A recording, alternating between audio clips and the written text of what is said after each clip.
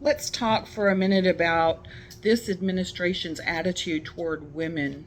So, while Trump, during the campaign was all about we're going to take care of women and then we're going to, do what we want to do, whether they like it or not. Also, this is a man who cheated on all of his wives.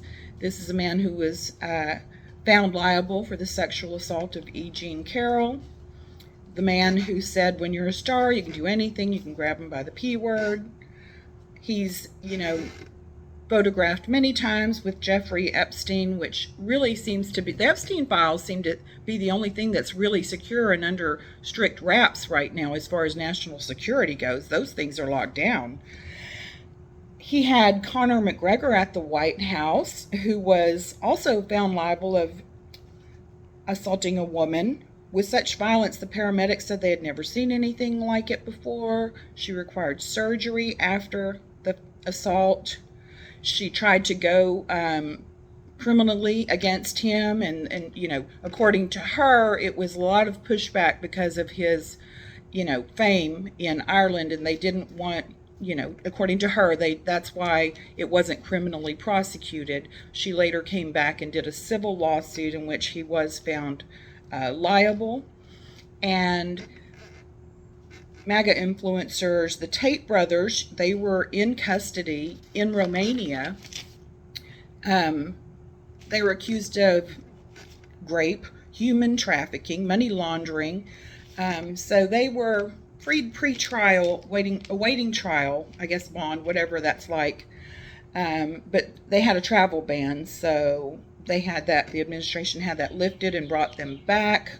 They have millions of followers, usually teenage boys up to 20s, and it's all very misogynistic. A man controls a woman. He has a right to. He owns her.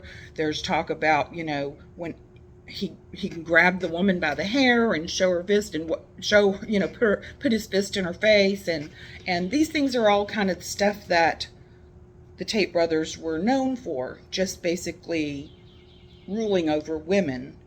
So yeah, we got them back. Not only were they accused of this and awaiting trial in Romania, but the UK was also looking into prosecuting them for similar crimes there. And Alina Habba used to be, Trump's counselor. Now he's elevated her and put her somewhere else. She's the one who said maybe veterans don't need to work right now when asked about that, or maybe they're not ready to go to work right now, basically accusing them of being lazy and not even showing up after all these veterans have been laid off. So yes, that nice little lady, she just oohed and awed over Andrew Tate on an interview that was not too long ago. I think if you look it up, it was on the Benny Show. So if you look up, that with the Tate brothers, you'll see she just fawns over him. She agrees with him completely. She feels for him. You were so wrongly accused, just like Trump, same as Trump, blah, blah, blah. So kind of this is where they stand on women, as they are also removing any women's accomplishments from any of the military sites. Just go have a look at what's gone, and you might not have noticed what's all gone. Like on the the White House main page, it used to be, the Constitution used to be there. That's not there anymore. There's certainly no mention on any Army, Navy, Air Force, Marine, anything about the women's accomplishments. Not just women, obviously, anybody black or brown or they even removed the Enola Gay picture because it had the word gay. I mean, it's just systematically removing words and removing people and removing history. How much do you know about eugenics in the U.S. from your studies as in school? Probably nothing. Look back at it. This was the late 1900s, the late 19 teens to the early 20s. A whole movement, not looking too much different from this.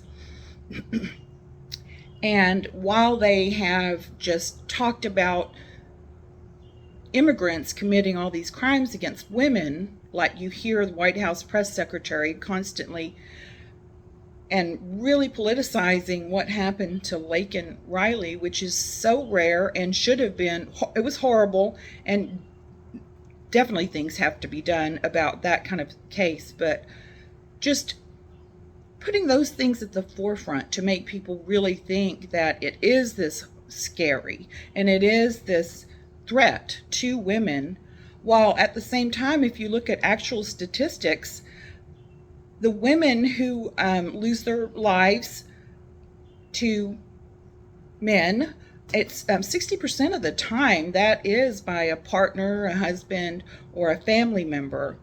So